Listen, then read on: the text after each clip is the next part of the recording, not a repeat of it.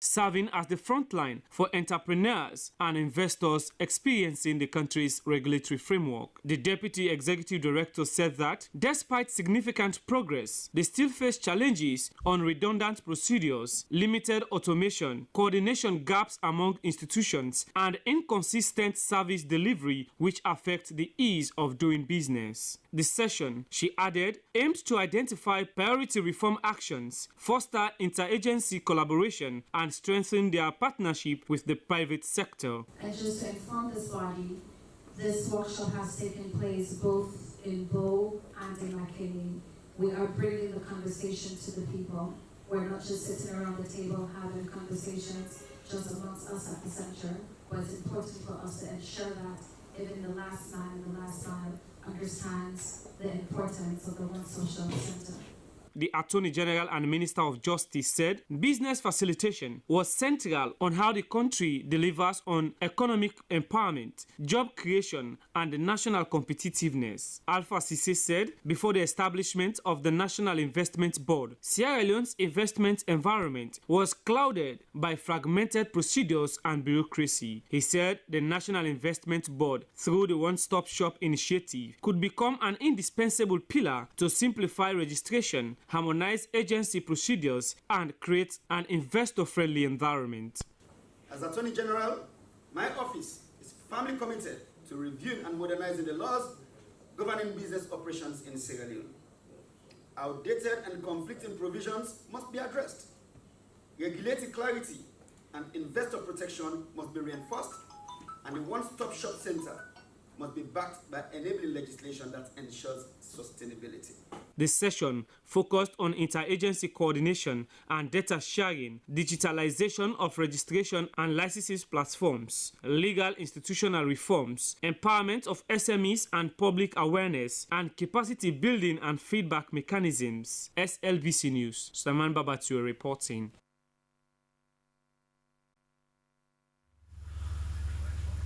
Parliament has passed into law the Supplementary Appropriation Act 2025.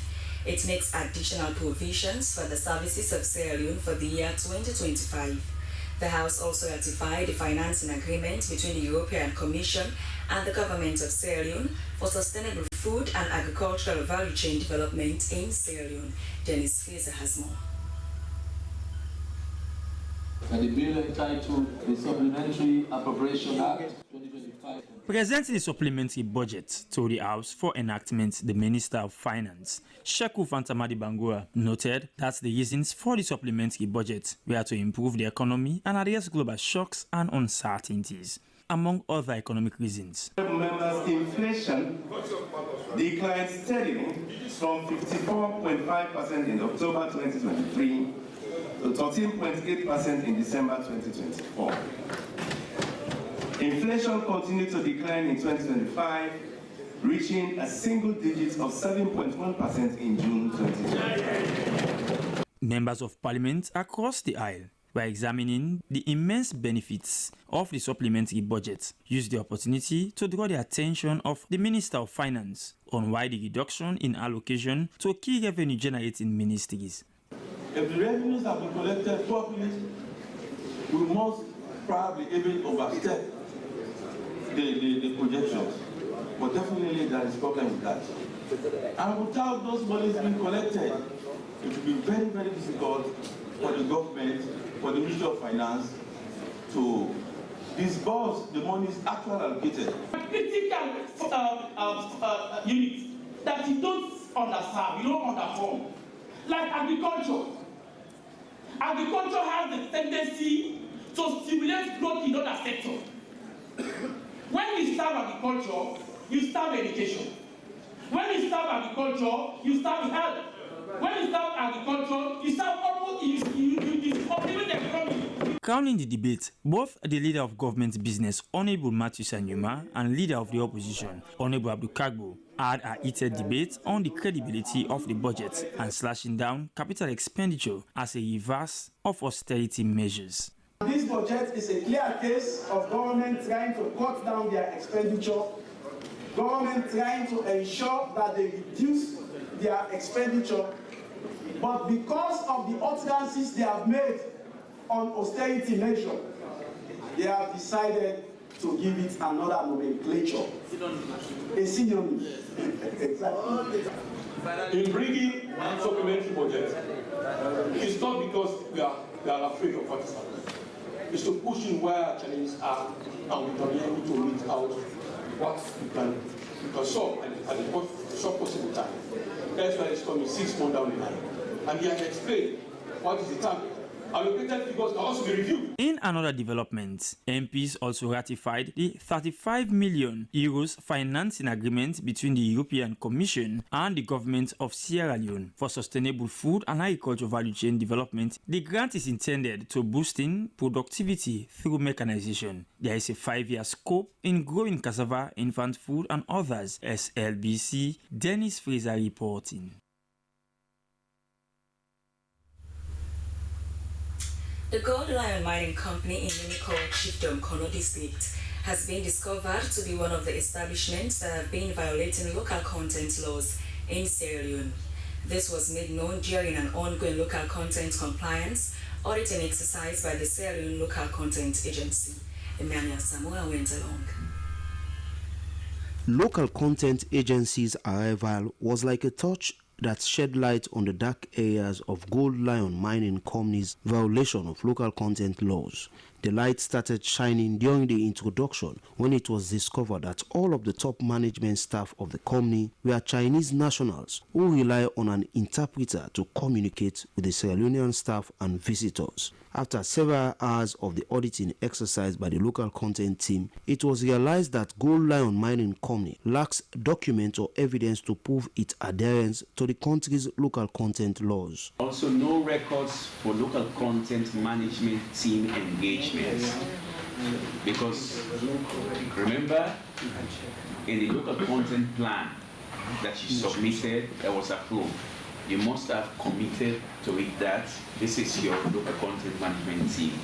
It's expected that that team should be meeting periodically. It was also discovered that the company has done little or nothing in terms of corporate social responsibility activities, skills transfer and training for local staff, among others. The amount of CSR presented as expenditure is not considered as CSR in this case. Which one? For instance, I assume this is in dollar, not leons. Yes. $5,000 was given to the Ministry of Mines. We don't consider that as CSR. As support for Kenema. On the sidelines of the auditing exercise, it was also realized that the company has been marginalizing the local staff. This situation prompted the Director General of the Local Content Agency, Fudeba Dabo, to assure the locals of affirmative actions that would change the situation on the ground for them. I want to assure the cross-section of you that are here today on behalf of the locals that the Local Content Agency want to assure you that if what was happening that was then were effective immediately, we will ensure that change comes to this company, Gold Lion Mining Company. Operating in Nimiko Chiefdom Kono District, the Chinese-owned Gold Lion Mining Company is into gold mining activities. Emmanuel Samoa, SLBC.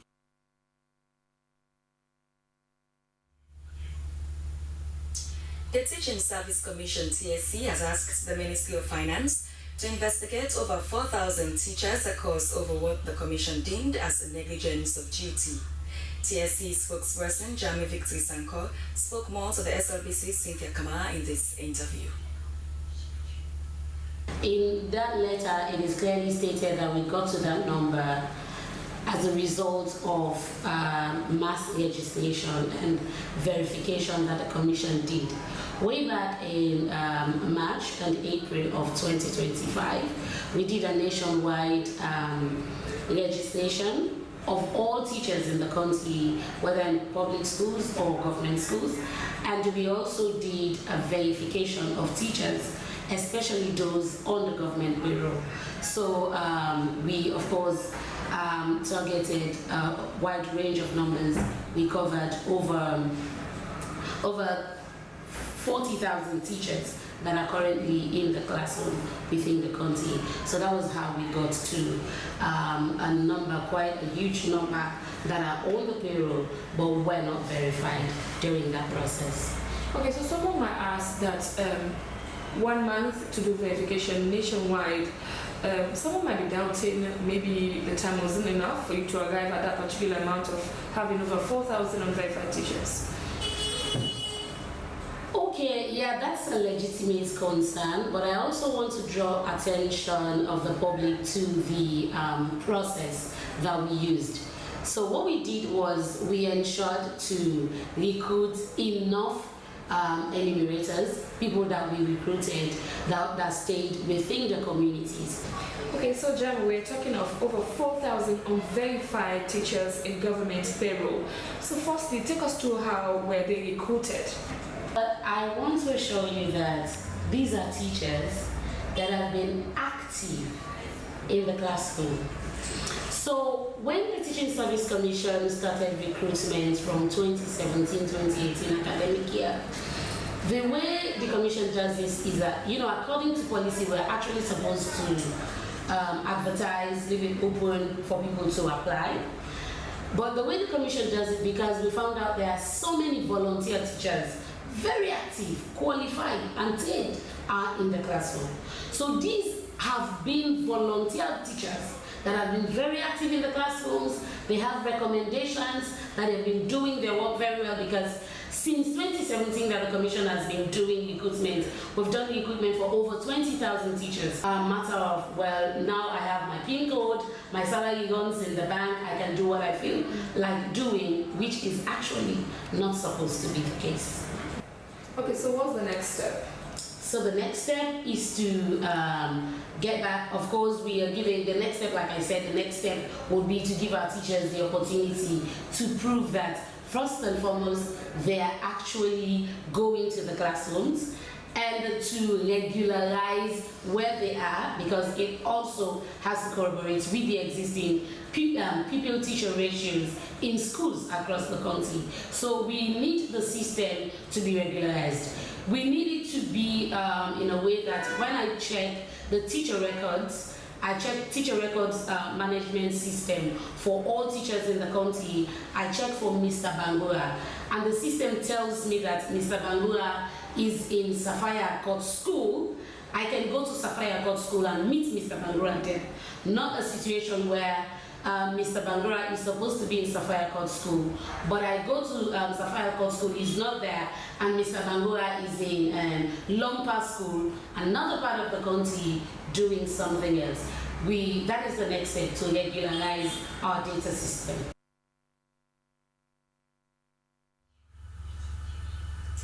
Well, that was the Public Relations Officer, Teaching Service Commission, Chami Victor Sanko, and in that interview with my colleague, Cynthia Kamara. Now, two of Freetown's oldest cemeteries, Freetown and Ascension Town, are in deplorable conditions as thick grasses continue to grow and cover the burial grounds. The situation has sparked frustration among residents and families of deceased persons. Our reporter Mohammed Lamenturi has the story.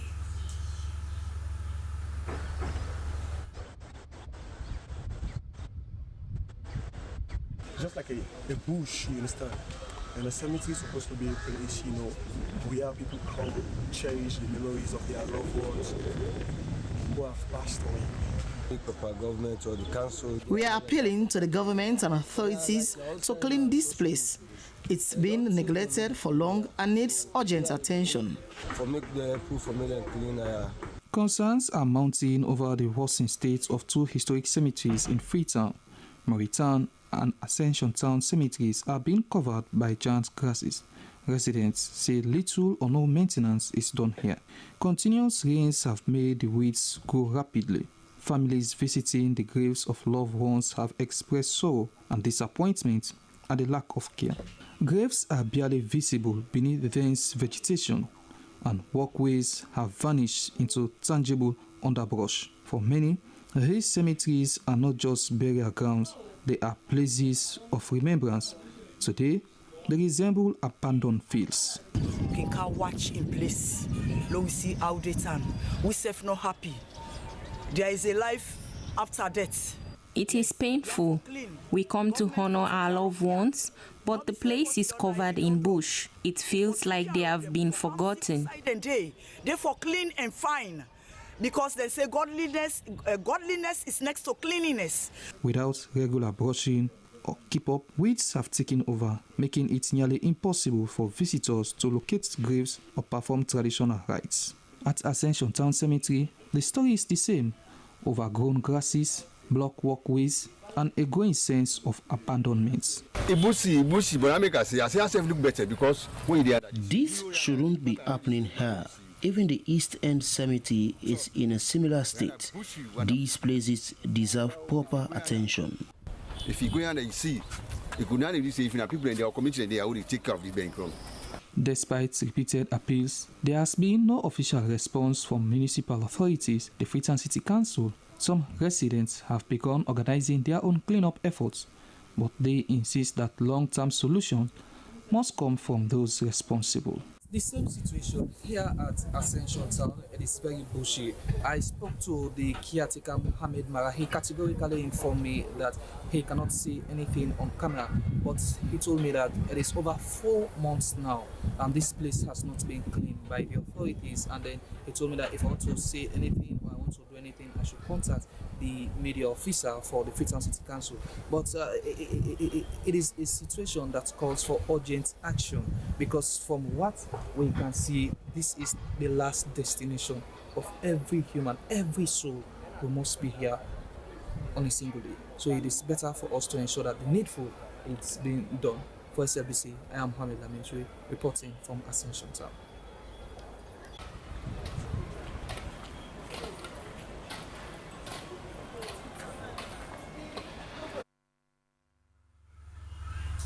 The National Social Security and Insurance Trust (NASIT) and the Sierra Leone Bar Association have begun enrolling lawyers into the National Pension Scheme. The initiative is aimed to improve on the welfare of private legal practitioners in Sierra Leone. Jonathan Turner reports. The session was seen a step toward providing social security for lawyers outside the public sector. President Sierra Leone Bar Association Adama Gento Kamara linked the pension scheme to a fulfillment of one of her manifesto promises. She said championing the welfare of private legal practitioners was a priority. This, she noted, has become a reality through continuous engagements with NASIT. When I offered myself to serve as president of this noble association, I did so with a deep conviction that the welfare of our members, especially those in private practice, deserves urgent and strategic attention. In my manifesto, I pledged to explore and establish a sustainable pension scheme that will provide financial security and integrity for our colleagues during their post-practice years. Solicitor General Robert Kowa said it was vital to establish strong welfare systems in the legal profession and transformative step in the right direction. He congratulates the President of the Sierra Leone Bar Association, whose leadership continues to demonstrate vision and commitment to the welfare of its members. By bringing this critical issue to the forefront, the Bar Association affirmed its role not only as a professional body, but also as a guardian of the long-term well-being of its members. It was also established that the pension scheme will provide a long-term security for legal practitioners operating outside the public sector. The scheme we are putting together starting roadblocks I can clear in terms of our system and processes. But I want to invite practitioners to take the scheme as yours. You listen to Mr. Mami, you listen to your president. And retirement in this country is not anything everybody's longing to us. Or want a long life, no so? But nobody wants to retire from your work. Why? Because by our nature, by our systems, we can only save when we are compelled to save.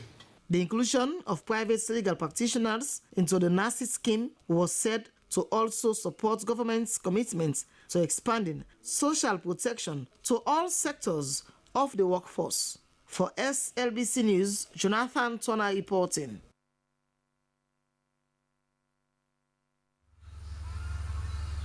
Inspector General of Police William Fayaselu has met the 5th contingent of the 4th Police Unit, which are returned to the country following their peace mission in Somalia.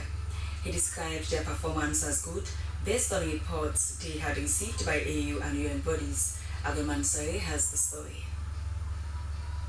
The meeting of the police boss, IGP William Fayaselu, with the 5th contingent of the formed police units was to motivate and inspire the officers, was attended by senior police officials and members of the FPU.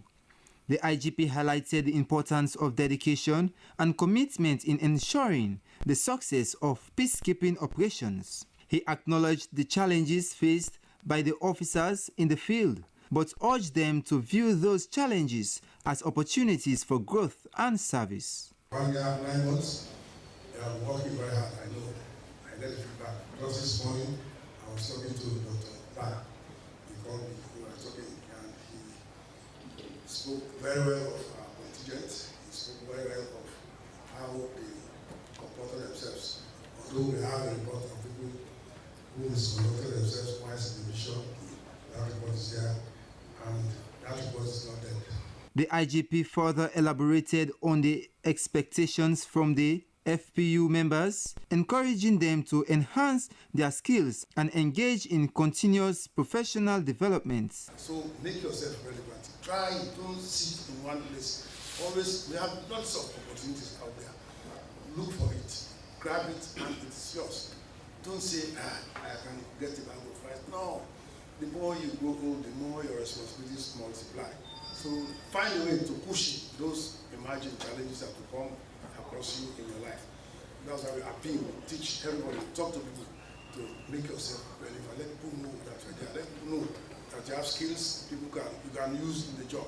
IGP William Fayaselu continuing to address the FPU 5th, noting that there were a lot of changes and improvements that has been made in the police department during the 1 year, 9 month stay at the peacekeeping field, stating the production of their uniforms will be nationally made, among others. The IGP expressed his confidence in the capabilities of the 5th contingent of the FPU and reiterated his commitment to providing them with the necessary resources and support to excel in their duties. SLBC News, Abdul Mansari reporting.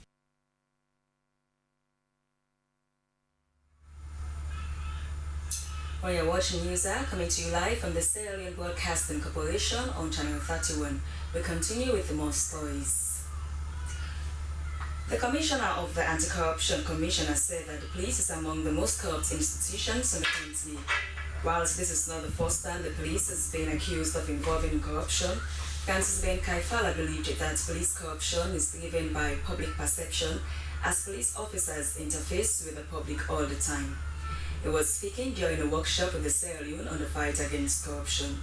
Abdul Mansaye reports. That's why on behalf of the Inspector General of Police, I want to at this juncture declare this very important training workshop open. I thank you. The Anti-Corruption Commissioner, Francis Ben Kaifala, stated that among many other MDAs in the country, the police are the most corrupt department. That among the institutions that are corrupt in the country, the police is one. And like my brother rightly said, that is because the police interface with the public more than any other public institution. However, Francis Ben Kaifala said low wages and salary issues were among the reasons why the police are classed as the most corrupt people in the country. He called on the leadership of the police to continue its advocacy for better standards of police officers in a bid to enable them provide quality service to the people. So, we have a conundrum here. I would prefer for people to be paid well. I would prefer for people to have good conditions of living and serving for the professional work they do. Deputy Inspector General of Police, AIG Sir Yomba Senesi, said the workshop is another significant milestone for police in providing professional training, noting with unity and more collaborations, they will be able to surmount their challenges. Collaboration for the interagency operation, because we believe that where there is teamwork, we can fight corruption head-on. Because the 16th American president of Blessed Memory, Abraham Lincoln, once said, and I quote, that united we stand, divided we fall. The workshop featured several law enforcement personnel, including the SLRSA, Drivers Union, Bike Riders Union, Traffic Police, and other senior police officers, in a bid to uphold integrity and for collaboration in the fighting against corruption, with the theme mainstreaming integrity in the operations of law enforcement agencies. SLBC News, Abdul Mansari reporting.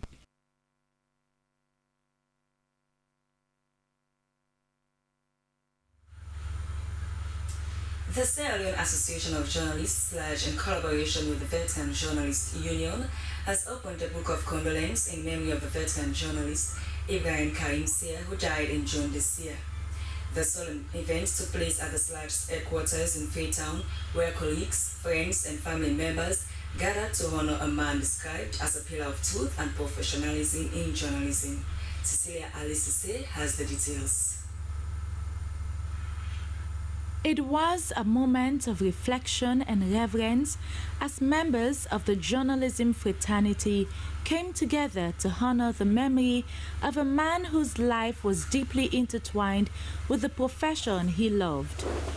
The late Ibrahim Karim Seh, a seasoned media practitioner, was remembered not only for his powerful pen, but also for his enduring legacy in institutional development. The chairman of the Veteran Journalists Union and a founding member of SLAG, Eunice Cisse, described the late man as a humble and peaceful character who contributed immensely to shaping journalism in Sierra Leone. He is a dedicated mentor. It is not holding the stick all the time to young journalists who come to join the profession. You have to encourage them, deal with their pitfalls, you mentor them and help them. And this is the attribute of Karim Seh, as many like to do, but it's, as I said, it's a very dynamic profession. As former Secretary General of SLAG, Ibrahim Karim Seh played a critical role in the growth and transformation of the association. He helped strengthen the organization's structure, expand its influence, and advocate for press freedom at a time when journalism was faced with major challenges.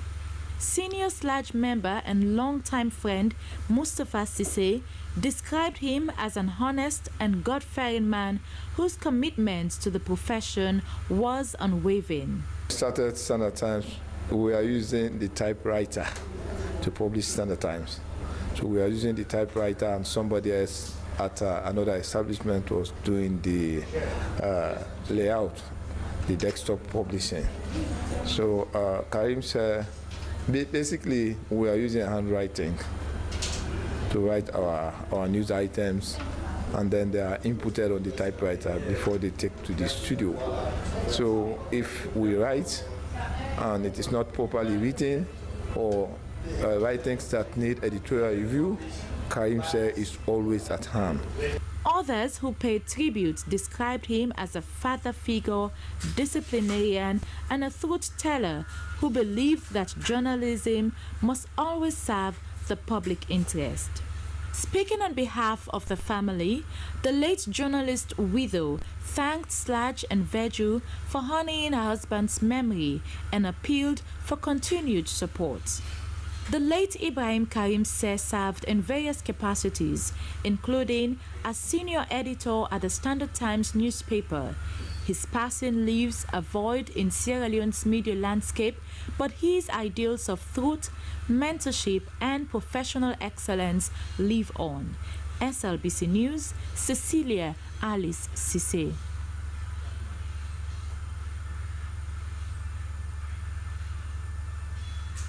The Minister of Social Welfare, Melrose Community, has pledged government's continued support to the aged organization supporting the aged, adding that the government's vision for human capital development was not only about young people, but old ones as well.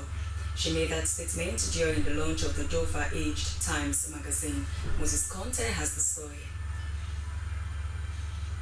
I want to officially launch this magazine for the aged.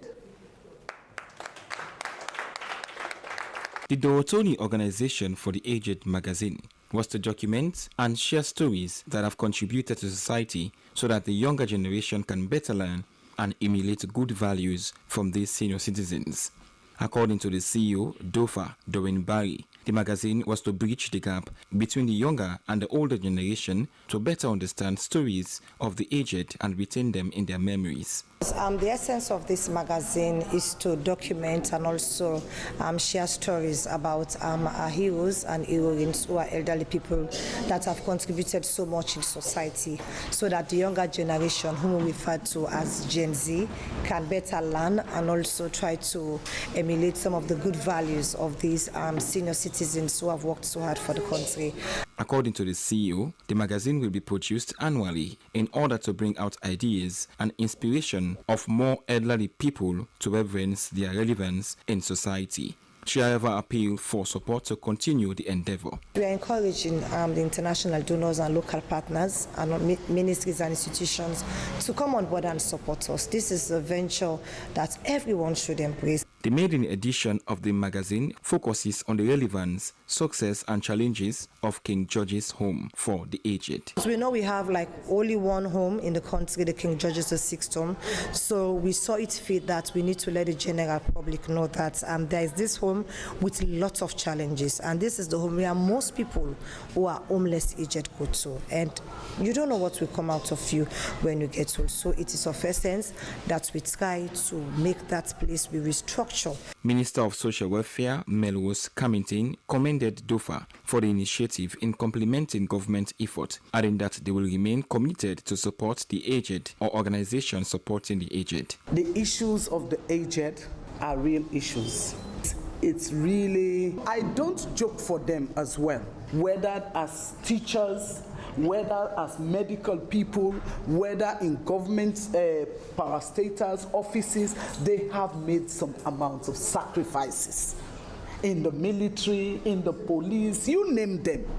And when people like that have aged now, they deserve not only the respect, but a dignified life. The Deputy Minister of Information and Civic Education, Bokari Bao, and several representatives from ministries, departments and agencies applauded DOFA's efforts, while also appealing for more support to organizations that cater for the well-being of the aged. My own appeal would be, how do we ensure that we are not just paying attention to this activity today, but to reading the content of this magazine and ensuring that this stage, these people that this magazine is bringing to us to take care of, it is a stage that we all go through. So if we don't take care of them today, who will take care of us when we are at their stage?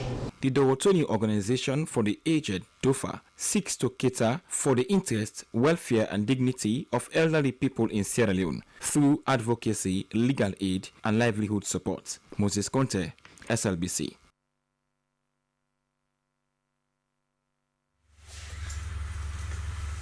Well, it's now time for our segment to begin with the international news.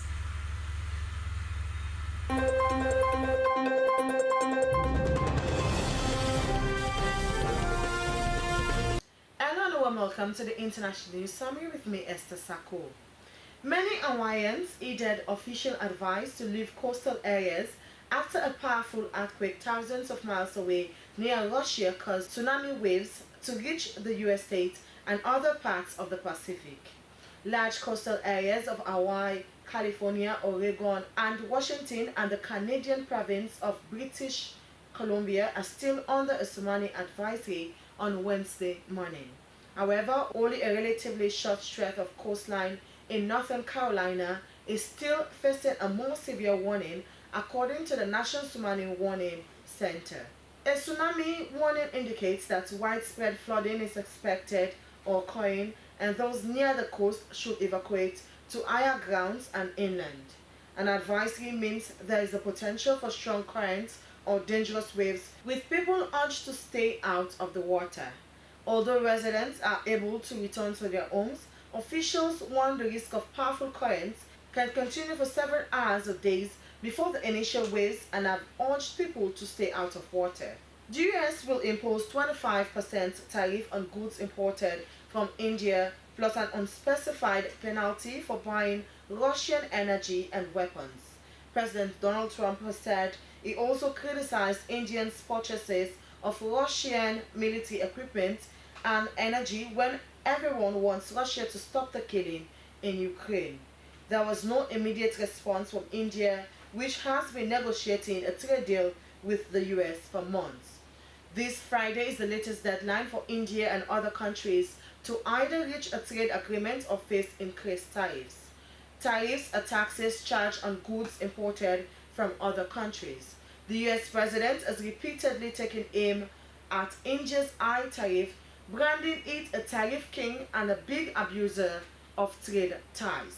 Health workers across Nigeria walked out for a 7-day strike after the government failed to respond to a 15 days ultimatum issued by the National Association of Nigerian Nurses and Midwives.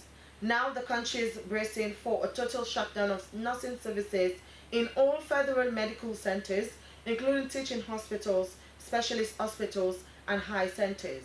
General hospitals and primary healthcare centers are also affected, but private hospitals remain fully staffed. Earlier this month, the Nurses Association, which had some 25,000 members, said it was disappointed by a recent salary review that the group said offered inadequate allowances for nurses on call or working nights and weekends. They are also calling for safer working conditions and better equipped hospitals. And finally, as insecurity spirals in Togo, the country's foreign minister says a group affiliated with Al-Qaeda has killed at least 45 civilians and 8 soldiers so far this year. Robert Duce said there have been 15 incidents in northern Togo, which borders on Burkina Faso, perpetrated by the insurgent group. Togo had seen a rise in jihadist activities in recent years as groups linked to Islamic State and Al-Qaeda spread from the West African Sahel region. The surge comes at a time when regional governments in Burkina Faso, Mali, and Niger have moved away from their traditional Western allies. Following a wave of coup, the three nations at the heart of Sahel have turned instead to Russia for military assistance. Western powers that previously invested in trying to beat back the jihadists have very little capacity left on ground in the region, which is now seen as the world's terrorism hotspot. That's it for the International News Summary with me, Esther Sako. Goodbye.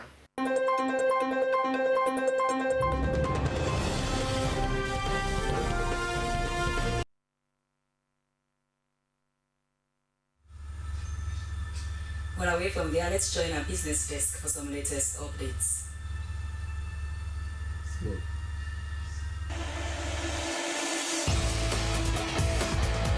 Hello and welcome to the sporting updates that keeps you in the know, and my name is Abdul Kabi, and thank you so much for your time. Now we begin with an exciting development. Sierra Leonean forward Sierra Brema has exploded onto the UEFA Women's Champions League scene by scoring 4 goals for Riga FC women against Flora FC, an unforgettable moment for Sierra Leonean forward Sierra Brema. Well, she has emerged as the first Sierra Leonean female footballer to grace the prestigious UEFA Women's Champions League and scoring 4 goals. This is absolutely remarkable from Zainab Brahima. Well, she is open to have more goals insofar as the competition is concerned. In another development, all roads will be leading to Lunge for the SLFA elective congress on the 2nd of August 2025. Well, delegates are getting final preparations here and there to get things right for the all-important event. And that ends your update, and thank you so much for your time. Goodbye for now.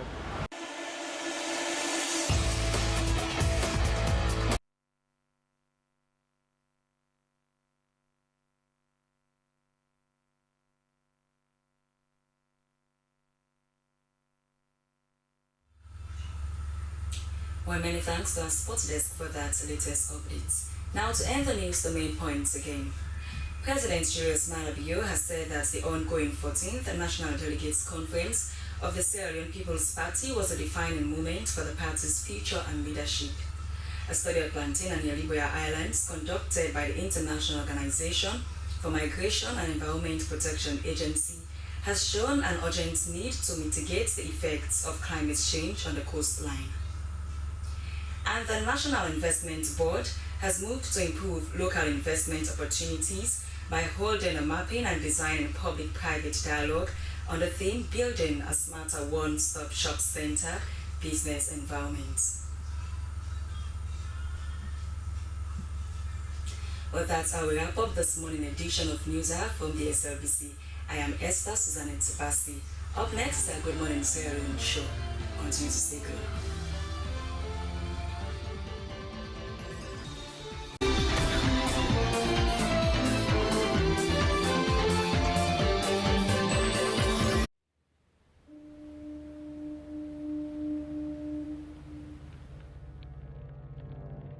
A place cannot produce poems.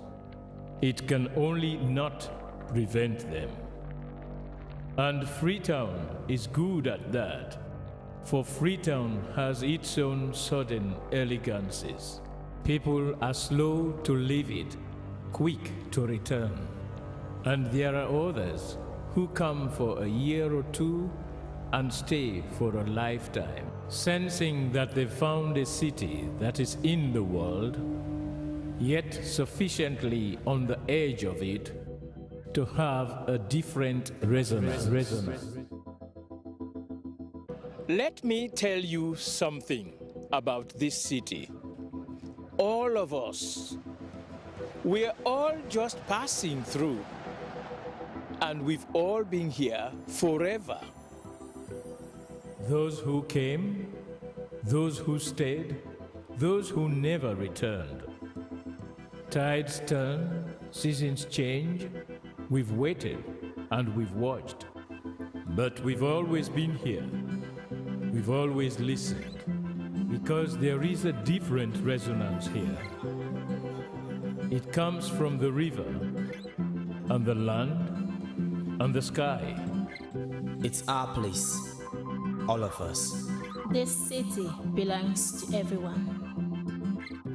And you know when it's your time. And it's our time. Listen, we are Freetown. We are Freetown! The golden rules of Freetown. Don't pretend you're something that you're not. Don't go thinking you're better than anyone else, or that anyone else is better than you. Don't shout about it. Get on with it. We are Freetown. Freetown. Freetown. Yeah. We found our voice again. I'm from India and Freetown. I'm from China and Freetown. I'm from the UK and Freetown. I am from Nigeria and Freetown. I am from home and Freetown. This city belongs to everyone.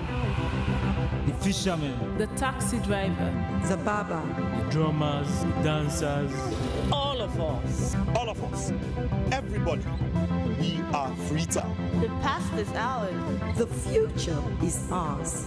It's our time again. And this city belongs to everyone. The playwright, The greengrocer, the teacher, the dog. This space is ours. this light is ours. The beaches are ours. The rivers now we own. The roads are ours. The bridges now we own. We are Freetown. We are all visitors and we've all been here forever. We've got the mightiest river. And the biggest sky. And there's a resonance again. Freetown. Freetown. We are proud of this place. We love this city. And we want you to love it too. We are proud of this place. Na pass we all dey pass like stranger dem, but we all don't dare from them.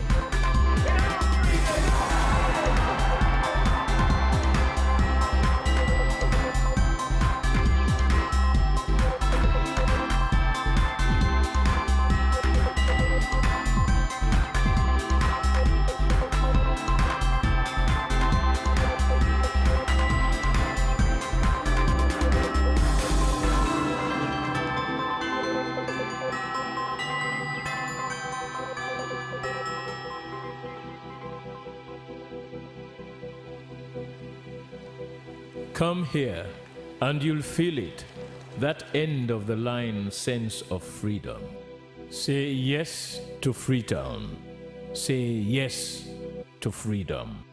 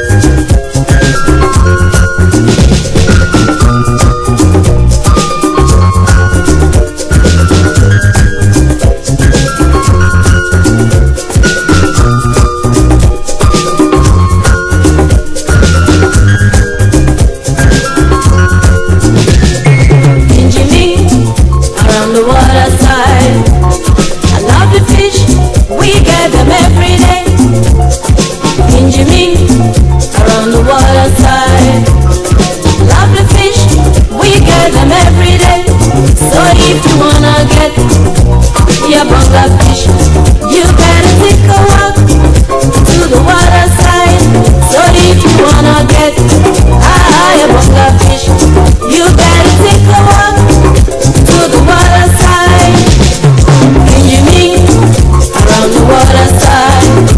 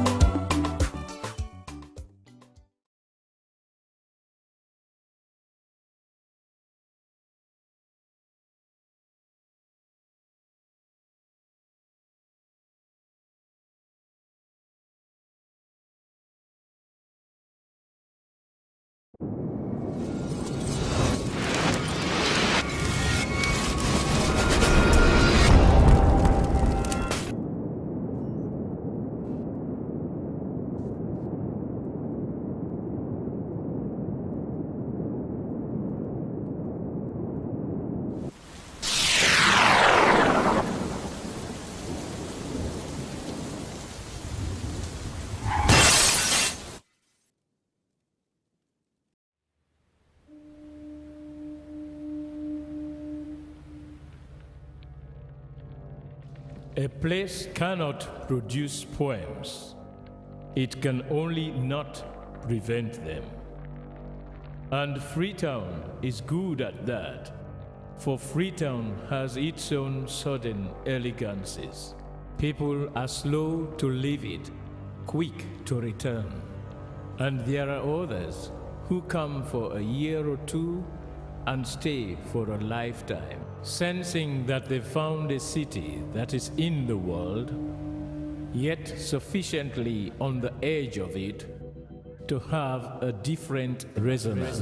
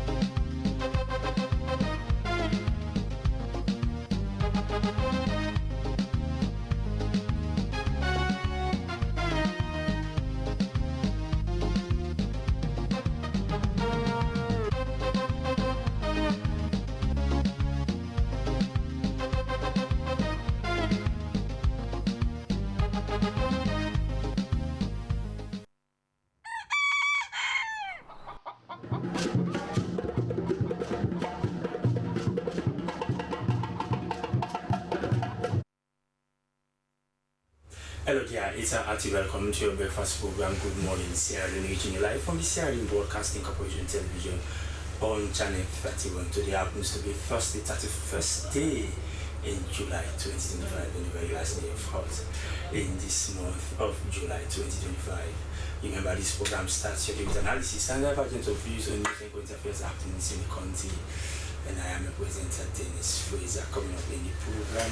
But before that, quote of the day is from an American author who was Canadian. It says, "Life isn't matter, it's a matter of milestone, but moments." This, as always, is certainly a food for thought for you, our esteemed viewers. And of course, on whatever you do in life, know that, of course, you ought to take precautions and you think your plans well, and then you take the right actions. You do not just take actions that are considered irrational. Alright, coming up in the program this morning, Finance Minister presents 2025 supplementary budget focused on fiscal consolidation and economic stability. Sierra Leone People's Party kicks off National Delegates Conference in Freetown as PPRC monitors the process. And the Sierra Leone Association of Persons with Albinism launches a national task force on albinism issues. These issues are all going to be touched in the next hour of the program. And this is Good Morning Sierra Leone. Stay with us.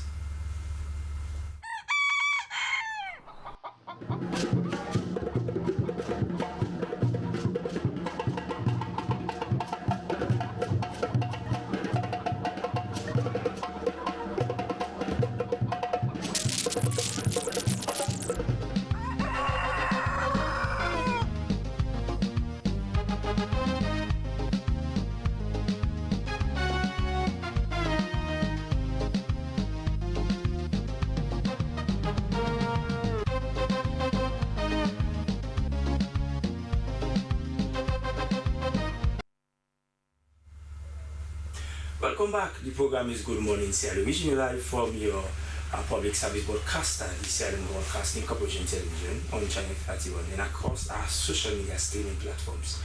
It's now time for us to shine our guests and begin the discussions proper here this morning. And of course, we want to begin with a very pertinent issue that is boarding on the finances of the nation.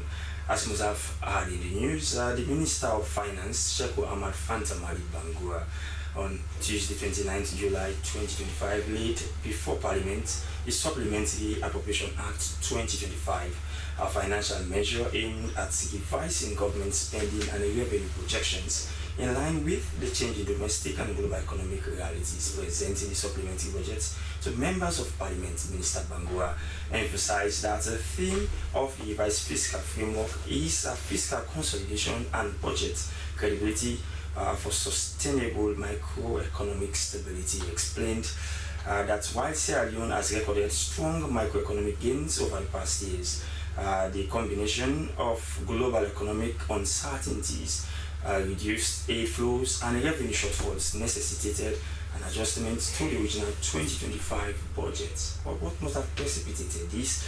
But for more on this, we have been joined in the studio by the Deputy Director of Budget Bureau, Ministry of Finance, Jacob Sexy. Good morning, Mr. Sexy. Welcome to the program. Good morning, and good morning to the people of Sierra Leone.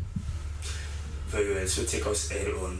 Of course, the Minister has made a presentation of the supplementary budgets and, of course, making all the necessary constitutional provisions that has really precipitated that. But key highlights among, of course, this presentation is government cutting down on spending and its expenditure, in the second half of the year.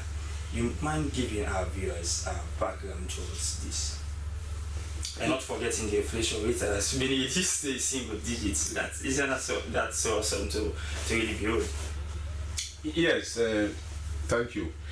And as per Section 42 of the PFM Act, subsection 1A, and also the Constitution, and that's during the course of the implementation of the approved budget, if there is any adjustment into the budget that was initially approved by Parliament, it should be taken back to Parliament for them to look at it, debate it, and pass it into law, which we normally call the supplementary budget. And since the start of the original budget on to June, there has been some economic, some changes, developments during the process of execution of the budget. So as a result of that, first, we have some improvement in the macroeconomic variables with regards to what you rightly said, the inflation, the exchange rate, and that of the treasury bill rate. So all of those ones, plus also the uncertainty that we have in the global economy with regards to the tariffs and the rest, coupled with our us trying to be on a good footing with regards to budget credibility. So the need for us to have this supplementary budget. And so this budget is like revising the original budget in order to fit the reality of what is happening right now. And as a result of that, there is a cut in terms of aggregate expenditure.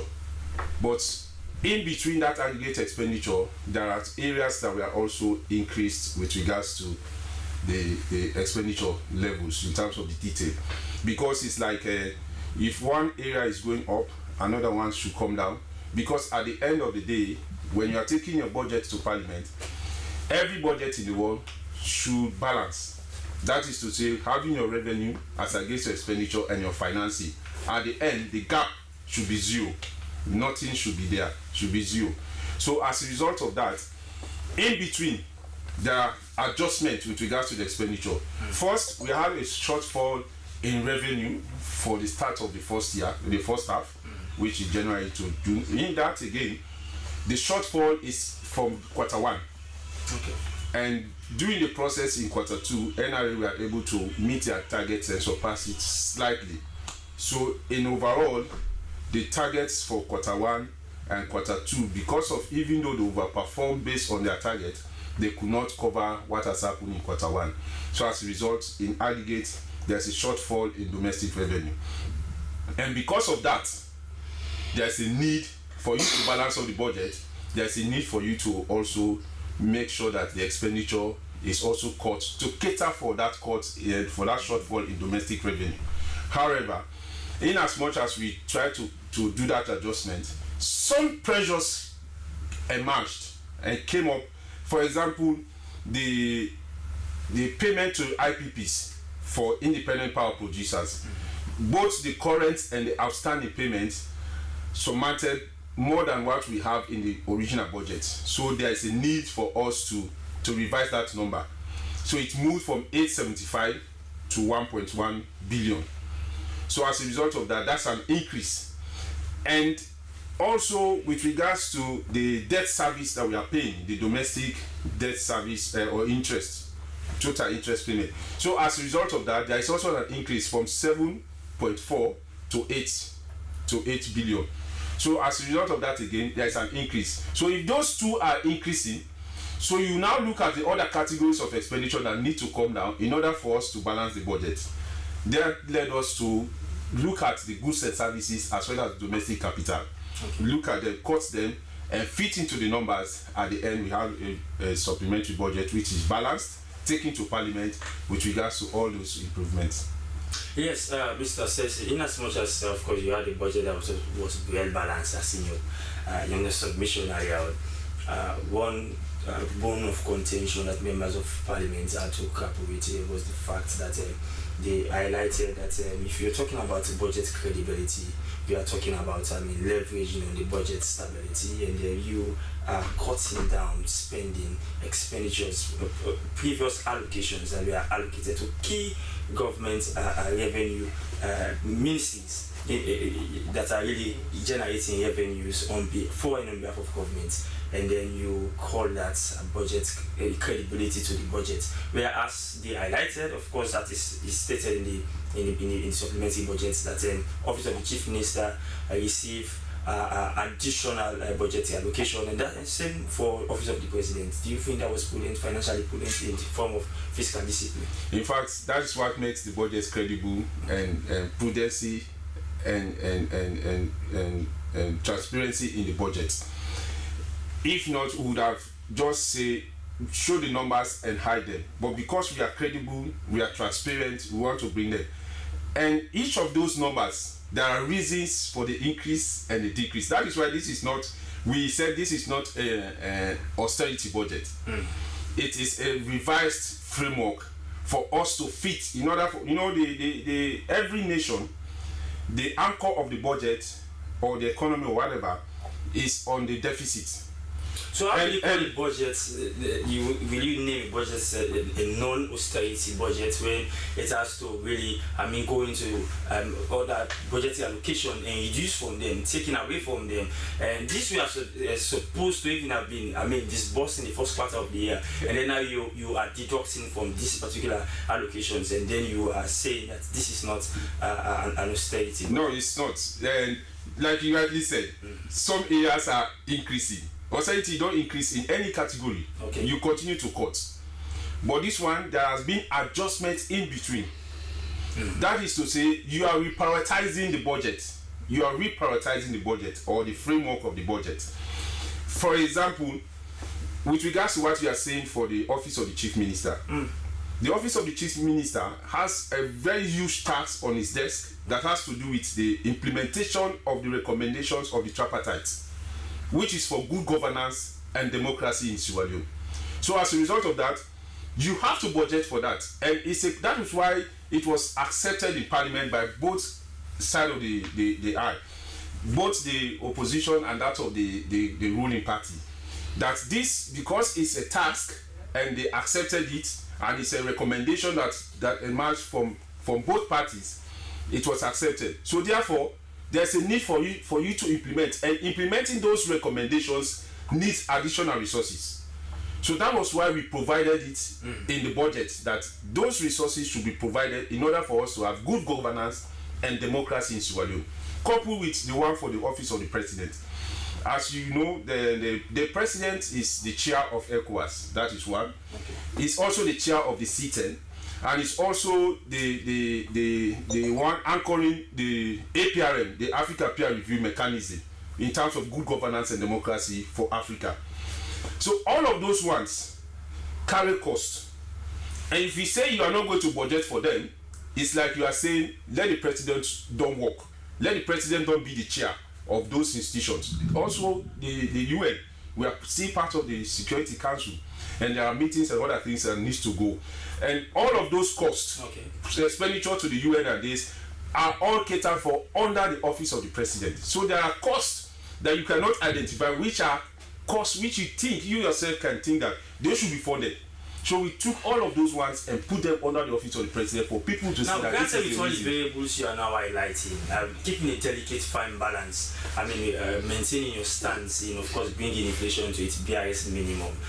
Like it was in the start of the year about 13.1%. Now you're bringing it down to 7.1%. Yes. What were the adjustments that we have made for the? I believe that is something that is really of much public interest. People might want to know, and how will this really affect the ordinary man at Mami Slbc cookie shop? Okay, so fine. That is it's not something that is adjusted. It is something that happens based on the forces of the economy, the demand and supply of the economy, and you know the price of fuel. And in the CPI, which is the major basket, consumer price index, which is the basket of us having the inflation numbers, it's a basket. You have so many things that are there, or let's say the items that form part of the prices. You have the fuel, you have the rice, you have so many things. It's a food basket. So each of them have their cost. And you and I know that in Sierra Leone, one of the major driver of pricing in Sierra Leone is food commodity. For example, our staple food, which is rice. Yes. Before January or even at the start of this year, we were talking about 1 million or even above for a bag of rice, not so. Now we are talking about 600 to 700. That's a significant reduction, almost 30%. So which means even in the current inflation, probably you even one might even argue, Mr. Sensi, sorry to put in, please forgive me, one might even argue that all of these developments are happening on the backdrop that we have not really started rolling out our own cultivated rice across the country, and then all of these are coming with pricing around imported rice, and of course, mark you, these are commodities coming into the country by importers, and the price can change at any time. But how would the price go down without something happening? One of the factors that is making the price of rice going down is as a result of the increase in production of local rice. So it's like consumers are diversifying their consumption. If I was saying I will only eat imported rice and continuously imported rice, but I'm now seeing this local rice coming up and they are producing them in numbers, I will now go and say, okay, let me just change my consumption pattern. Let me get more of the local rice in order for us to avoid. Too many people are doing it because of health reasons and the rest. Also, with regards to the one that we are talking about, fear. You know, people were even anticipating that fear will go beyond the 27, which was originally the price, right? At the start of the year. It was around 27.3 or something. So now it has reduced. And the nitty-gritty and the beauty of what is happening now, even some fuel stations, even though it has reduced to 25 or so, there are people that are even selling below the 25. All right, you know. So all of those prices that are going down, when you put them together, it's leading the inflation numbers to also continue going down. All right, we want not to compromise. We want to compromise those variables you are really giving out to our esteemed viewers out there. We want you to really dissect them into something that will be much more. So let me come to the cookery shop. You will come to that. Just before you do that, let's go to another issue. We'll come back to you to really have another bite. I mean, to explain that further for our audience. But still with, of course, an issue boarding around the Ministry of Finance. The Teaching Service Commission has asked the Ministry of Finance to investigate over 4,000 teachers across the country over what the Commission deemed as negligence of duty. Cleaning up the teacher payroll for 2025 is part of a broader effort to ensure accurate and timely payment to public sector workers. This involves verifying employment information, including NACIT numbers, or BIBA numbers, national identification numbers, and consistent date of birth and PIN codes to ensure only valid employees are paid. In the studio, we've been joined by the Public Relations Officer of the Teaching Service Commission, Jamie Victor Sanko. Good morning, Madam Sanko. Good morning, and thanks for having me. Now, all of these reforms that you are now putting together, part of ways to accentuate your potential to ensure that you sanitize the teacher payroll. We already saw you make a publication of course, teachers that is who are found teachers that should be investigated in your view by the Ministry of Finance. Why so the case?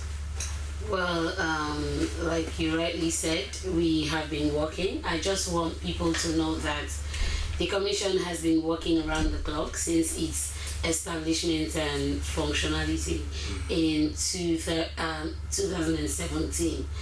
And we've done so many things to sanitize the teacher payroll. And one of such is the mass verification and the registration of teachers, nationwide teacher registration and verification that we did in March and April of this year. The focus of that was for the Commission to know the teachers that we have. Of course, the Ministry of Finance can attest to the fact that the teaching workforce in the country constitutes, I think, one of the largest, if not the largest. I want to believe it's the largest among the government workforce. Public sector. Yes, the public sector. So which means we have a very, very huge number to deal with. We have over 30,000 teachers on the payroll as I speak. We recently conducted this exercise to know who are these teachers, where they are, or to know if they actually are there. And after the exercise and analysis were done on the data that was collected, it was found out that over 4,662 teachers are actually either not there or not where they're supposed to be.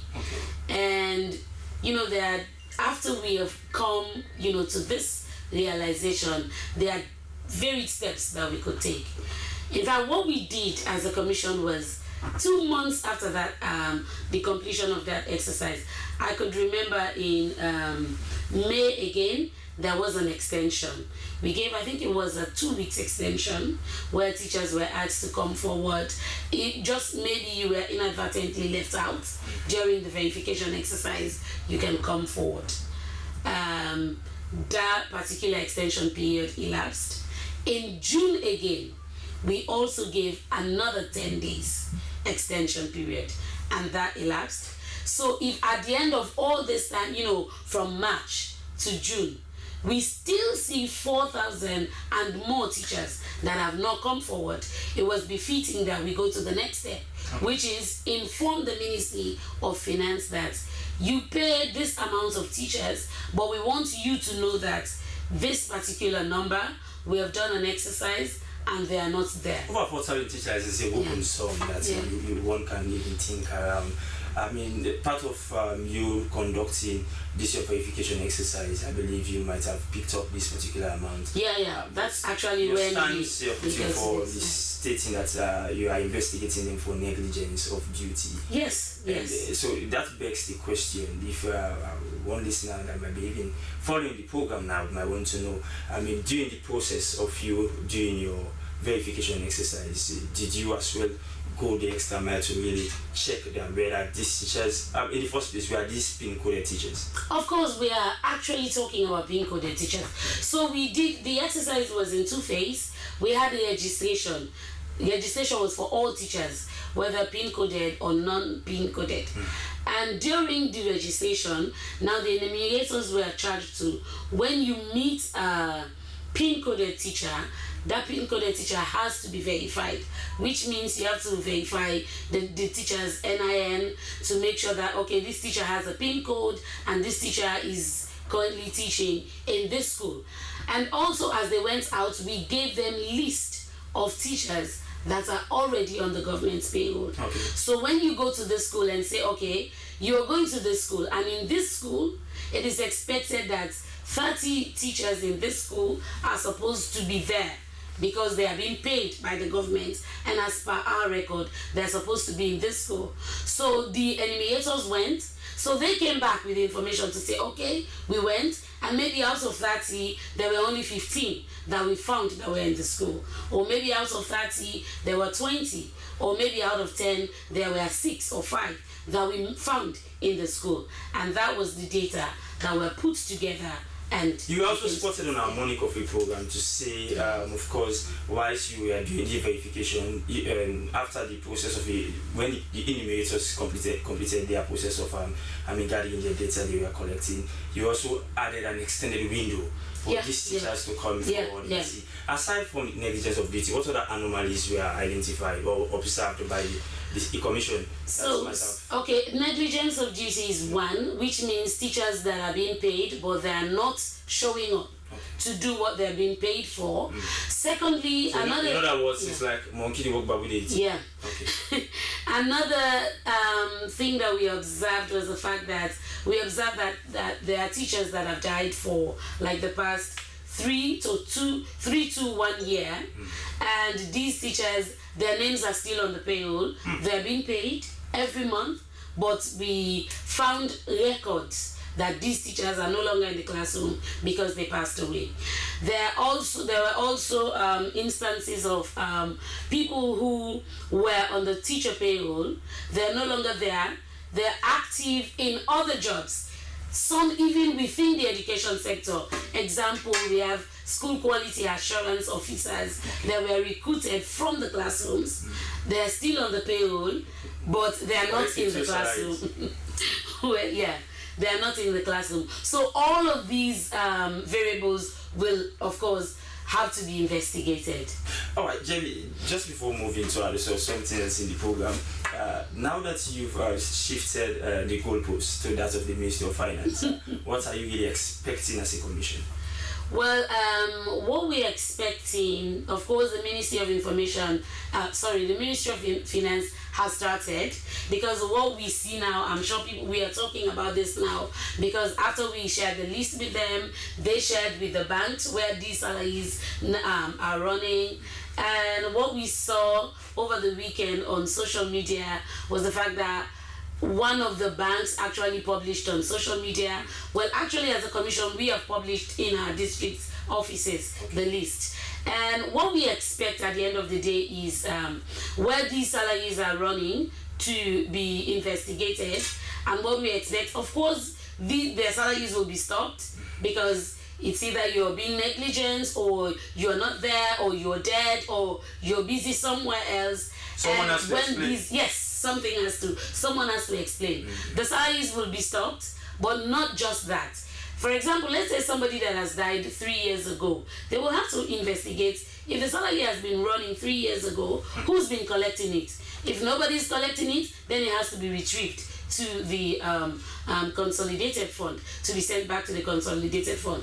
But if somebody has been collected it, then that person has to be investigated. So a lot of things, we expect a lot to come out of this. But at the end of the day, we expect that the teacher payroll will be sanitized, and the teachers that are being paid are actually doing the jobs that they are being paid for. Now, at this point, I want to ask you, do you really feel dissatisfied? Because, these are part of some of the very prudent measures that the Commission is instituting to ensure, because day in, day out, you have cries from teachers. Yeah. Of course, even the councils regulating them. Of course, teachers have been crying that we want our salaries on time, we want better conditions of service and everything. So, is this coming as a disappointment to the Commission? Well, I would say it's coming as an eye-opener to the Commission that So even though there have been cries on one end, and we've been busy attending to those cries. For example, there have been cries of PIN codes all over the place. As you answer to that, recently, what has been the response from the Sierra Leone Teachers Union? Okay, I'll get to that. Okay. Recently, we are now recruiting teachers. Every year we do recruit teachers to fill in the gap. So we are busy responding to those cries. And of course, there are some other things, these people that are actually crying are not living up to actually what they're supposed to be doing. Of course, there comes disappointment. What are the response of in the first place, I want you to know that we are being supported by the Sierra Leone Teachers Union. Okay. This activity was done in, yes. We in fact most of them served as enumerators. Their district representatives and personnel served as enumerators. One of the cries that has been coming over the years is the fact that they have actually come to the commission to say, because the teachers have been paid in the banks,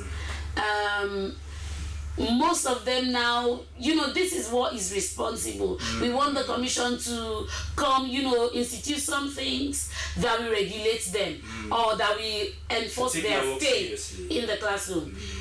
Because when you go to the classroom, one thing you find out, the volunteer teachers are very active. Okay. Very active, round the clock. You go there because we do recruitment from the volunteers. Okay. So you are very active as a volunteer. When you're being recruited, okay, now I'm being paid, I'm paid in the bank. If I don't come here, this person doesn't know I do not come, and they'll just leave. So they supported us when we worked together to do this exercise. Even though after the exercise there have been complaints, there have been teachers coming forward to say, oh, I saw my name on this list, but I'm in the classroom. That is there's no need to worry. Okay. If you're in the classroom, you still have an opportunity to come forward to the commission and say, I am still in the classroom, I was registered. Okay. I want to believe I was verified, but I find maybe my name on this list. Yes. Okay. You bring evidence that will show that you're in that school. Definitely, you will not suffer if you are. Simplicity, and then your name will be clear. Yes. Simplicity. Thank you very much. Come to stay with us in the program. My name is Jami Victor Sanko, for the Public Relations Officer for the Teaching Service Commission. The program you're watching is Good Morning Sierra Leone. We want to quickly take our health tips. In the program today's health tips, we take a look at the short video shared, 10 early warning signs of diabetes. And of course, this is something that has been killing many people in a society, and you have to take precautionary measures around it. And diabetes is a common condition that affects people of all ages. Watch this short video and learn. Diabetes can be sneaky. It damages your body from the inside, leaving scarcely a clue. And by the time symptoms do appear, diabetes may have already done some major damage to your body, like putting you on track for heart disease, nerve damage, and vision problems. But sometimes there are subtle signs that diabetes may be lurking. Here are 10 early signs and symptoms of diabetes. Number 1, feeling extra thirsty. When you have diabetes, extra sugar can build up in your blood, and all that sugar can soak up the fluids from your body's tissues. That makes you pee more often, which can leave you feeling tired and thirsty. Number 2, more frequent bathroom breaks. As you drink more water to quench your thirst, you might find yourself needing to urinate more often, especially at night. Number 3, having frequent urinary tract infections or yeast infections. High sugar levels can damage the nerves that tell you when you need to pee. When urine sits around in your bladder too long, it can lead to infection. High sugar in your urine can also feed bacteria that we all have in and around our groin. That can also cause infections. Number 4, weight changes. Extra sugar can get stored in your body as fat, which can cause weight gain for some people. In other people, that extra sugar is removed through your pee. When you don't have enough sugar to use for energy, your body can break down muscle, which leads to weight loss. Number 5, blurry vision. Diabetes can damage the blood vessels in your retina, which can cause changes in your vision. It can also cause fluid movements in your eyes, which can make your vision blurry. Number 6, feeling more tired than usual. High blood sugar keeps your body from using sugar for energy. That can leave you feeling worn out because your body has to work harder to create energy. Add to that dehydration from peeing more, and you can feel completely exhausted. Number 7, skin changes.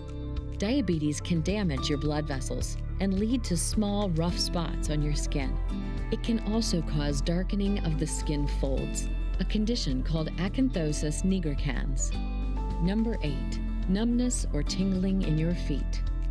High blood sugar damages your nerves and can keep them from sending messages around your body. It usually affects the nerves furthest from your brain, leading to nerve damage in your feet. Number 9, lower sex drive. Blood flow is important to your libido, and diabetes can keep blood vessels from sending enough blood to your sexual organs. Number 10, changes to your periods. Diabetes can also affect your periods. That's because excess sugar can cause inflammation and cramping that may change your flow. Diabetes may also cause hormonal changes that stop your periods altogether. These symptoms can be related to other health concerns too, or they may be nothing. A simple blood test is the most common way to know for sure if you have diabetes. And the earlier you can catch it, the better chance you have at keeping it under control. Remember to get a physical each year. Your doctor can check your blood for signs of diabetes, so you won't be caught off guard by a diabetes sneak attack.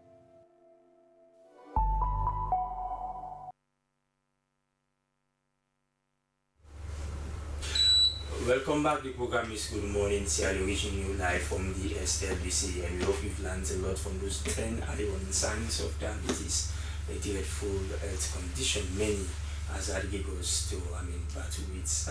We come back to studio now to talk to our guests. We still have the Deputy Director of Budget Bureau, Ministry of Finance, in the person of Jacob Sessi. Mr. Sessi, you've been quiet for a while. Just before we go for that short break, you are giving a breakdown of how the supplementary budget, so far its credibility and viability, how it will really affect Sierra Leoneans, especially the ordinary man going to Mami to buy a plate of rice. Yes, with regards to the rice, if the price of rice goes down, you expect Mami or whosoever to reciprocate the prices of those food that but Mami will still tell you that the prices in the market are still remaining the same. It's not possible. Let me tell you, the prices, the data that it's you not possible. Get, yes. Are you sure you go to the market? Of course. On a daily basis? It's not on a daily basis, but on weekends. Because it's the same. For the week, you must go there. And the price of rice, everybody can attest that it has reduced. And we are talking about the one that we were talking about, for example, the pusher wider, which we used to buy up to 900 or so. Okay. It has come down significantly to around 700 or so. So that's also a decrease. It has declined. And so if the rice has declined, you expect also the person that is selling it in the form of the quote-unquote cookery should also decrease the price. I will tell you, when these reforms are made, instituting the disciplinary measures around ensuring that it takes effect is something of another kettle of fish altogether. You remember the time when you were saying the coins are available in the banks and people should go and access these coins. When a notice came from Bank of Salon, people went there. But these coins are not in circulation. So these are just some of the issues. Well, as you ponder around that, let's also have your thoughts on some of the cuts that were made to key government ministries, and of course, government generating ministries such as agriculture, talk about Ministry of Youth Affairs, talk about education. Why is so the case? So the cut that we are talking about there is basically on the domestic capital, which the honourable member was highlighting. But with regards to cuts, in sense, we are reprioritizing the budget. Like I said, we recasted the budget to reprioritize. So it's not all sectors that we are cut, not all MDAs that we are cut. We have some MDAs that remains the same. We have some of them that we are cut because budget is an intention to implement activities. We are really expecting additional budgetary allocation. Like the Minister of Justice, for example, they will soon roll out the constitutional review process, and so all of these things they are yearning for more budgetary support to them. So you see, that is why we're talking about, say, it's not about you saying this has been cut, but with regards to that particular thing that you're talking about, the constitutional review, and this is under the purview of the Ministry of Justice, but the funding source is different from that. So we have funding source that comes from Office of the President that you are talking about. This is one of them. That's the thing. Many Sierra have been wondering, is it the Office of the President? Is it a subsidiary of MDAs, or is it a standing alone entity? In the case of implementing government projects? Of course, the Office of the President is an MD on its own. Okay. And it is funded like any other MDA. Just that because of the oversight, oversight functions. Yes. Implementing. So those. I remember that when it comes to resources and the way you get it. So, for example, you might be in a Ministry of Health or Agriculture or whatever. Even the current minister that is currently at the Ministry of Agriculture was under the Office of the President, right? Doing a specific assigned function in Ministry of Agriculture before he became a minister there. So those assigned functions are going to be funded not under agriculture, because it's not in agriculture, but it's assigned on a special function from the Office of the President to that particular ministry. So you cannot say because the person is assigned for a function, so you attach the cost of that particular function to the ministry, to that particular ministry where the person is going. No, it's from the source where the person is coming from. That's where you attach the cost. Mr. So those are in the studio. One of our guests is also being concerned about the Ministry of Health allocations to the Ministry of Health, for example, which has a broader mandate to take very good care of even persons with disability. Of course, if it has to do with health with regards to persons with disability, those costs will relate to the Ministry of Health. But when you talk about persons with disability, also you have some costs that are attached to the Ministry of Social Welfare. Certainly. So you see, so that is why I said, if you go into the details, you will see that, okay, one area will come down, but the other area is also increasing. So when it comes to the health and the social well-being, you talk about the social well-being to the Ministry of Health, and you talk also about the social well-being in the Ministry of Social Welfare with regards to the allocations and the rest. You have to also have the people living with disability also that we are also providing resources for, and also, you know, the budget is in different categories. You have the goods and services, which is basically for the operational running cost, and you have the capital aspect of it, wherein every school they are saying it should be disabled friendly. Yes. So building the ramps and the rest are all parts of the budget. So when people look, they just take one category of expenditure without looking at those other areas. And even with regards to the allocation to the MDAs, like I normally say, we have two aspects. You have those allocations that goes to the MD directly, and those that goes to the service providers for those MDs. But at the end, when you disaggregate it, we say it's an allocation to the MD, but they will not see it that way. Okay. That if, for example, we are taking Slbc, yes, for the renovation of the Slbc, this money does not come to Slbc. It goes to the service provider of the renovation. Then you have the cost that comes to Slbc for the operational cost. You made mention of Slbc, and for all obvious reasons, we also want to dive deeper into that, because, of course, there has been this growing concern about members of staff, including sitting here, of course, on the condition of service, improvements of course, even adding to our salaries. All of these things are the backdrop of coming at the backdrop of the supplementary budget. We hardly had anything of such. No, this supplementary budget is not an addition to the salaries. There's nothing mentioned with regards to salary on the supplementary budget. Okay. So salary are kept as they are, and on to the end of the year. If there's going to be any adjustment in salary or whatever, that will be seen in the 2026 budget. And because we are trying to manage expenditure and make the budget credible, we don't want to go there. We don't want to say every area of the category of expenditure should be affected. If you say, wait, will you like the Ministry of Finance cutting your salary? In as much as you are having cuts now in some of the categories of expenditure, but salary remains the same, right? Certainly so. So therefore, you want that one to be as it is. So that is the credibility issues that we are trying to solve in the budget. It's just a pity. You only want constant and trying to a very tight schedule this morning, and we have to round off with you. But just in a 30 seconds submission or summarizing the points around our reserve cover having a window of 2.1 month cover, and as well we want to talk about debt servicing and other things. How can you wrap up with that? Well, with regards to that, the Bank of Sierra Leone, they are the ones that are in charge, and I'm sure there are so many monetary policies that they are putting in place in order for us to increase our import cover.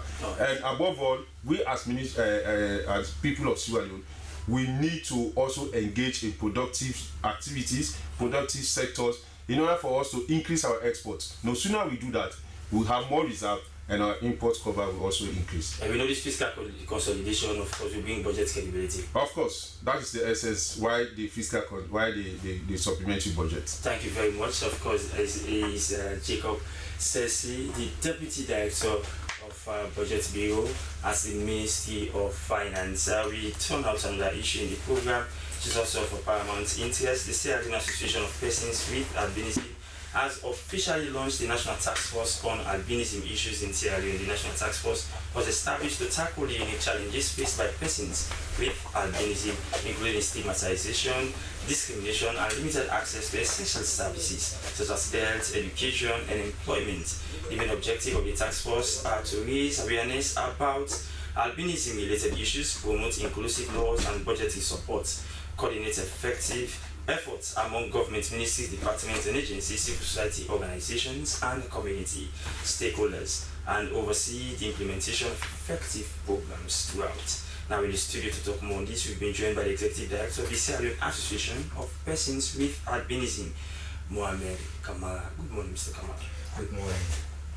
All right. Aside from all these lofty roles that the task force will be playing, I mean, what's other significant mandates that will be charged of with this task force? So you've already laid out most of the roles that we expect the task force to play, but some important ones are, just as you were talking to the budget guy here, I was very curious to know about what the cuts that have been made and if they cut down on health.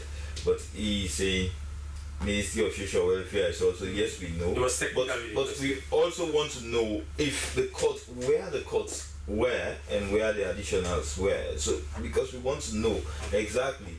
Perhaps they cut down on the Ministry of Social Welfare and Health Ministry. So if that happens, then what's the situation of people with albinism? Because even though the cut is not made, we haven't been having the support that we need. Hence the tax force, the National Tax Force. Because we wanted to see us within Sierra Leone. We need the visibility, not just categorically, just say generally people with disability. And when you're talking about people with disability, you're talking about more when they are budgeting, they are thinking about people that are physically challenged more, people that are visually impaired. Yes. That is what they're focusing on. You just had him when he was talk about ramps, everything, make the place accessible. You're talking about physical accessibility. That's what they are doing. When you go everywhere, they say, we're making the place accessible. What about the education? When you're talking about education, what about the accessibility that people with albinism should have in the educational sector? Now, Mr. Kamal, challenges faced by persons with albinism are they are numerous, in as much as they are not just peculiar to persons living with albinism. Challenges like stigmatization, discrimination, all of these other persons suffering from other form of disability are things they've been grappling with. What's in the form of engagement, how will the task force engage with relevant stakeholders to ensure and these are issues that are going to be things of the past? Okay, in stigmatization, discrimination, that is general. But the stigmatization people with albinism are facing all the time. When you talk about it's hard for you to see people calling people that are physically challenged on the streets shouting behind them, cut foot. Okay. It's hardly for you, but when we are passing around town, you have people, even perhaps the ministers, in fact, in certain places, or big people in certain places, stakeholders, they have been mocking people that have been in that. Jews not they die and lost they lost. So and you be passing and somebody will shout behind Jews, and then they see finds it. So you imagine those names calling. So when you talk about the gravity or the height of certain discrimination, when you're talking about advocacy, you look the implications, and yes, you know where the thing is very, very high and where it's low and where it's moderate. So you understand the dynamics. So we're expecting the task force to know exactly. That's why we're going to hold our first meeting, and we tell them about what we have been doing, the advocacy, and what we definitely need to policy reviews and other things. We want to see how laws will bite people who are going against. Because if I'm passing on the street and then you're shouting, calling me names that I don't like, what are the fines? Because it's not just that you shouldn't call somebody names. You shouldn't use certain words like "men are devil and lost are they lost." Okay. Why should you tell me those words? If I'm not comfortable with you telling me those words, then what would be the fine if you call me that or if you say those things to me? You understand? So within certain schools too, some teachers have some negative thoughts about people with albinism. That if you touch somebody with albinism, you give birth to a child with albinism.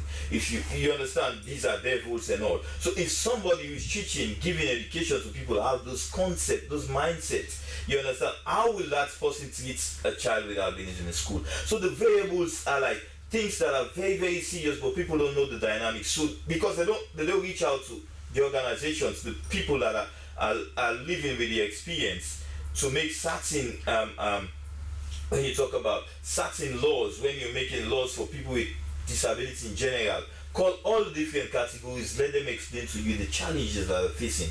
People are facing that on a regular basis. Yes. Even me at this particular status now, people are still, provoking, mocking, discriminating. You go in a bus, sit down in the bus, people with disability shouldn't queue.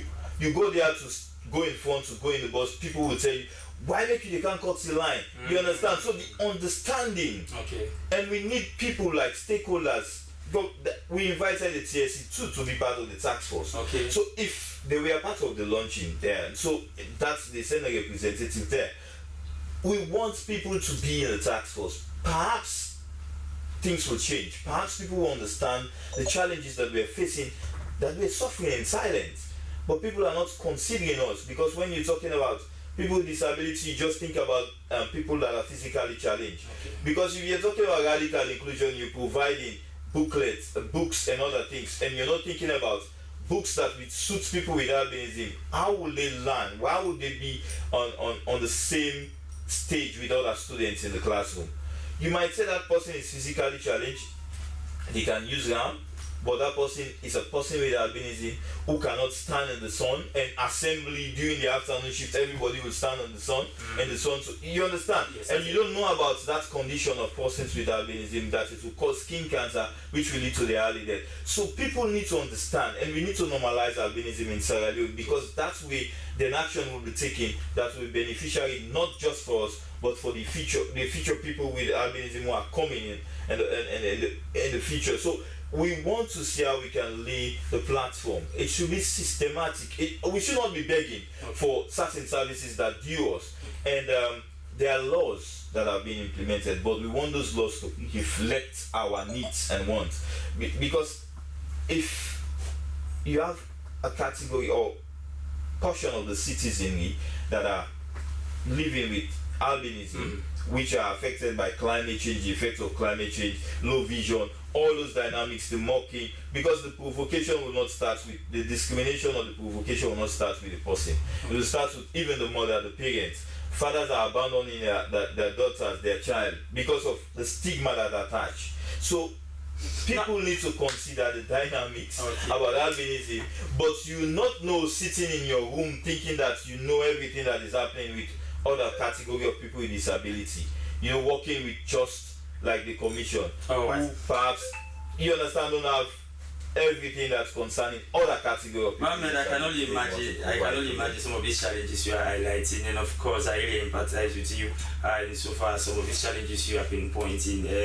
This all-important national task force will also be charged with the mandate of not only demanding for what's due persons with suffering with albinism, but of course raising awareness and lobbying with other like-minded agencies such as the Teaching Service Commission. And in so far as your advocacy engagement will be concerned, the other day we had of one big story that is still dominating the news. Daniela Boima winning, of course, the albinism contest, making her, that was a big feat for her, really being in that particular accolade home. Having people such as Daniela in that task force, what sort of role will they be playing to really not only go out to agitate for what the rights are due, what advocacy will raise in the awareness? So you talk about advocacy role and all. So you have people, when somebody's talking to you that have done something unexpected of a person with albinism, then when that person is talking to you or to other individuals or family members with kids with albinism, then people will listen. Okay. That is what I'm saying. So if Daniela is definitely part of the task force, okay, and go out to advocate and talk to other parents, because the task force is not just about raising funds like budgetary allocations, okay, and influencing. We talk about how to give confidence to people with albinism, okay, too. And parents who are abandoning their kids, fathers who are like saying, this is not part of my family and we have to get. So we need somebody with those wins.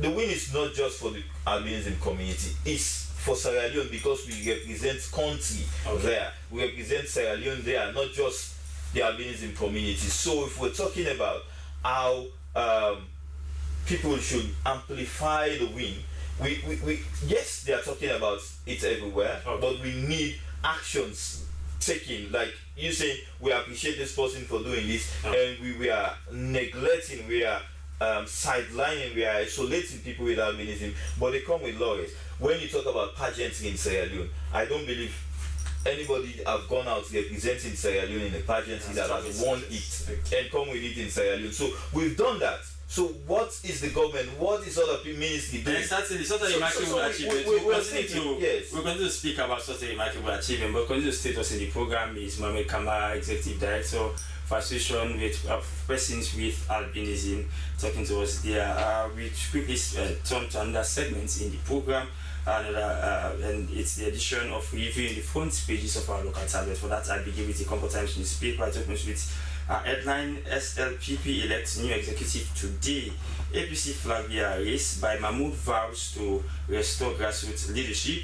And of course, Parliament ratifies agricultural financing agreements. RUSLP engages stakeholders to review Freetown Western Rural Structure Plan. Our stories you can find, including of course the 14th National Delegates Conference of the SLPP. Our stories you can find on the front page of Comfort Times newspaper. My next pick is exclusive newspaper. It opens with a headline: for lower level elections, APC issues 21 days extension. SLIC Executive Director meets Internal Affairs Minister. NIA Customs officers foil major drug trafficking attempts as massive contraband seizure.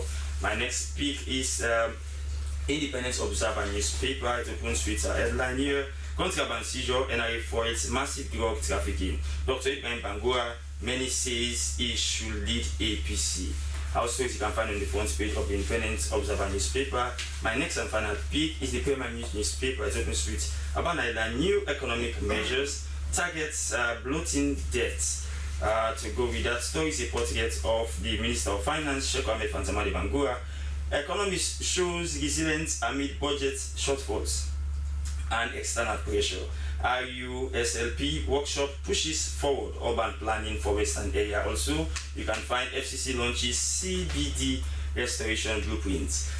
For more on that, go grab yourself a copy. And that brings us to the end of our review on the front pages of our local tablet. But I must remind our esteemed viewers that these views and sentiments shared are not that of the SLBC. Quickly over to you, Madam Sanko, as we close the program. and of course, forthcoming teachers will be, like you said, investigated by Minister of Finance. And for those of them who will not be found wanting, they have the honors to bring forth evidence and then clear their names. Yeah. And as you do that, what other reforms have you been instituting? Well, we will still continue with our monthly monitoring. Yes. We'll still continue because, of course, we're dealing with people, and day to day we have to continue with our job as a commission. But I also want everybody to know it's not just a matter of going to social media and making a video to say, TSC, you did not do right. Okay. Our offices are open, our doors are open every week, 5 days of the week, 8:30 to 4:45 of the day. If you believe your name is not supposed to be on that list, you have an opportunity to come back to the commission with your evidences, and you definitely Thank you very much for being part of the program. To leave it at that, over to you, Mr. Kamara. The task force has been launched, and of course, I believe effective immediately, work is in progress. What will be the first point of call? The first point of call is to see how people will share ideas within the task force and the representative be sent for first meeting, which will happen by next month. And from there, I think people will definitely approach certain places, which I will not say right now because we want to see how we can address situations of people with albinism in all sectors of life. We are not just talking about health, budgets and other things. We're talking about everything that concerns human being, and the rights of people with albinism must be given to them without begging for it. All right. Thank you very much, Mohamed Kamara, Executive Director, Association of Persons with Albinism, and of course, Jamie Victory Sanko from the Teaching Service Commission. And we earlier on had Jacob Sessi, Deputy Director of Budget Bureau, Ministry of Finance, all talking to us here in the program, sharing their insights. We do appreciate all of their insights, but this way we're going to be curtains into this edition of the program. But before we do that, before we go, our quote of the day is from American author who's Canadian. It says, "Life isn't a matter of milestones, but a moment." The program, Good Morning Sierra, returns tomorrow. This program was put together by Daphne Zainab Kamara. I am Dennis Fraser. Keep watching SLBC. Goodbye.